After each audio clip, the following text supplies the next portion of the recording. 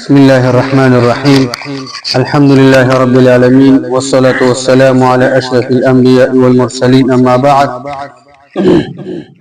باب تأكيد ركعتي سنة الصبح. كتاب رياض الصالحين يوصل شپږ نوي نمبر باب دی. باب د په باره د دې کې چې د سحر د مانځه د 2 رکعاتو سنتو باندې تاکید کول او اهتمام کول.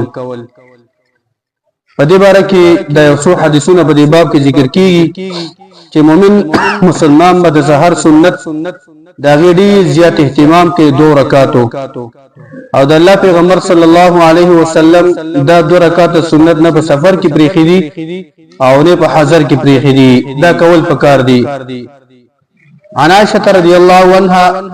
أن النبي صلى الله عليه وسلم كان لا يدعو 4 قبل الظهر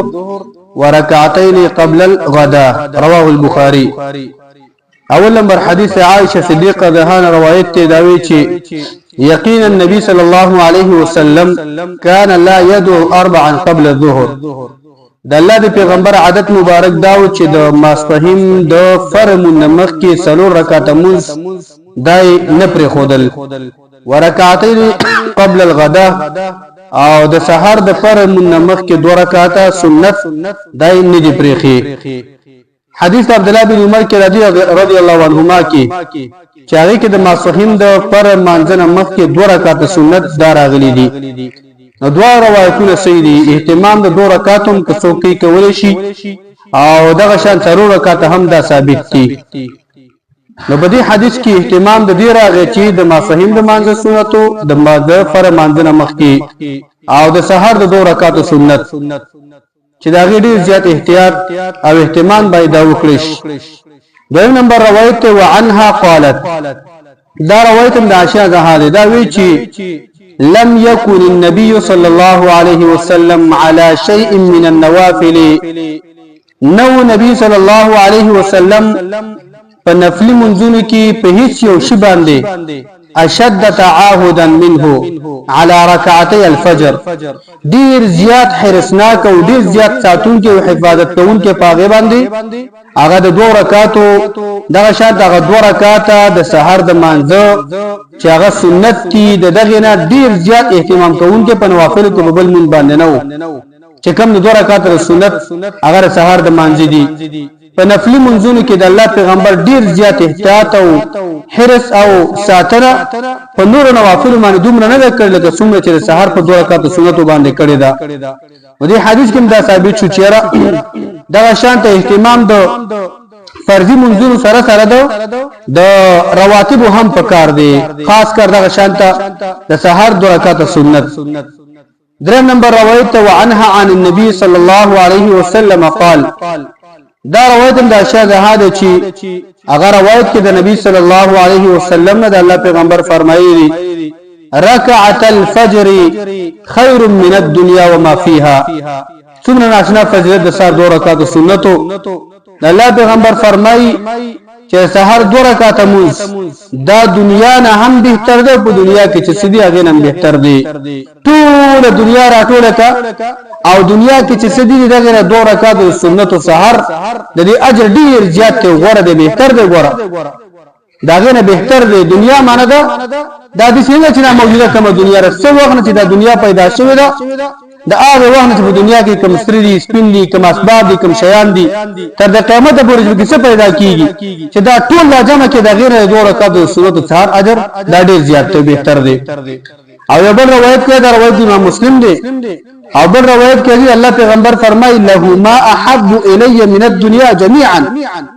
د الله پیغمبر فرمایي ما تر سحر دا 2 رکعات سنت ودا د ټول دنیا نه غوړه دي، د ټول دنیا د سرو سپینو زمکو جیدادونو بنگلو تیګه چې سدي دغه 2 رکعاتو دغه 2 رکعات سحر سنت د ما تر ټول دنیا نه غوړه دي. یعنی معنی څه دې اجر ډیر زیات دی، د الله تخوف ډیر زیات دی، د الله سره مینه ډیر زیات ده، د دې کوم ثواب دې کوم بدله ده او کوم نعمت الله تعالی درکې کوم درجه الله تعالی درکې دا دنیا زموږ استاد ډیر شي خوندور او دا شاده سرو سپین اختیاري دغه 2 رکعات اجر دا ډیر زیات دی. اخر نه روایت کې وانا ابي عبد الله بلال بن رباح رضي الله عنه ابو عبد الله بلال بن رباح نے روایت رضی الله عنه چې دا ابو بکر صدیق آزاد شو غلام او دی مور حمامه هغه هم ابو بکر صدیق آزاد کړو. مؤذن رسول الله صلی الله علیه وسلم دا د الله پیغمبر صلی الله علیه وسلم مؤذن دی ځان کوون کې دی. دی باره کې راځي چې انه اتى رسول الله صلی الله علیه وسلم یقینا دا ورځ رسول الله صلی الله علیه وسلم تراغه ليؤذره بصلاه الغداء د دې لپاره چې الله پیغمبر صلی الله علیه وسلم د خبر ورکی د سحر په مانځ باندې چې الله پیغمبر سحر مانځ ټیم د راوځه چې جمع ودرېږي.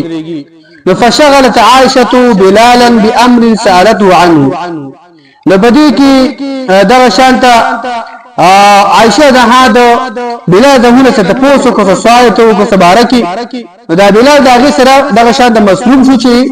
عائشه ده څه تاسو کو نو دا دغه په جواب ورکول کې مصروف شو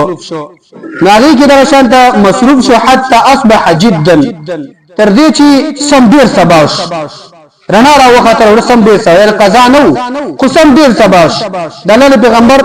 عادت داو چې سحر مونږ په غلط کې کو غلط تور تموال ته ویلېږي شرنا کې به مونږ نه کو چې بالکل سبا دی راو غرنا دي لک تور تموال کې به مونږ کو نو سبا خارش فقام بلال فآذنه بالصلاة وتابع آذانه بلال له پاسدو او د الله پیغمبر ته خبر ورکو په مانځ باندې هغه د شان ته روان شو د شان ته د الله پیغمبر ته هغه خبر ورکو چې د الله پیغمبر سحر د راوځه د شان صحابه کرام نه جمع وکا نو د الله پیغمبر چې هغه خبر ورکو فلم يخرج رسول الله صلی الله علیه وسلم فلما خرج صلى بالناس نو داغه په خبر باندې الله پیغمبر د کو نه دارک راونه وته لګرستواله وکړو نو کله چې الله پیغمبر راووتو صحابه کرامو ته جمع وکړه مونږ ورکو فاخبره ان عائشه شغلته بامر سالته عنه حتى اصبح جدا نبی نبی اسلام ته خبر ورکو چې دا رستواله په دی باندې کې استاد په خبر ورکول باندې ذکر وشو او دا سبا ډیر راوخته د الله پیغمبر عائشه د مانه سوال کو ځاګه سره په جواب ورکول کې مسعود شو تر دې چې سبا ډیر راوخته رڼا ولګیدله وانه ابطا عليه بالخروج او د الله پیغمبر ته پوښتنه کوي چې تاسو رستواله وکړو تم لیټ راووتلې نفقال د الله پیغمبر صلی الله علیه وسلم انی یعنی دغه ته جواب ورکړي چې ول مستواله ما او دارک راون وتم انی كنت ركعت ركعت الفجر یقینا ما دا شان د سحر غ دوه رکعات مو سنت ما کول تا چې ما دا خبر راکو زه پوښتنه سبا د سحر ده او جمع تیار ده سبا وختو ما دوه رکعات مو کو فقال بیا د نبی اسلام ته یا رسول الله د الله پیغمبر انك اصبحت جدا یقینا دا خو ډیر سبا کو کوي یان دا خو دي یعنی روشنايي ډیر لګیدل و په کار دا چې دا فر موږ به ډایرکټ راوته ډایرکټ جمع کړو دا خو ډیر سبا وکړ تم خو نو اول وخت نو او تا دا شاده په دې وخت کې اهتمام دغه دوه رکعات سنت وکړو فقال الله پیغمبر تو ویلا لو اصبحت اكثر مما اصبحت لركعتهما کچرتا ما د دینم به سبا کړی لکه دا و چې کوم ډیر رڼا سبا دی ډیر رڼا سبا دی نو ما به خامخا دغه دوه رکعات مونږ کوو ابه مې دا فرض مونږ کوو واحسنتهما واجملتهما او دغه دوه رکعات سحر چې کوم دوه رکعات مونږ دي اگر کډیر سبا شوی دی خو ما به دا ډیر خسته کو ډیر خسته به کو احسن عربی کې ویل کېږي ډیر خسته او اجمل دغه شانته تاکید دغه د پاره معنی ډیر خسته به کو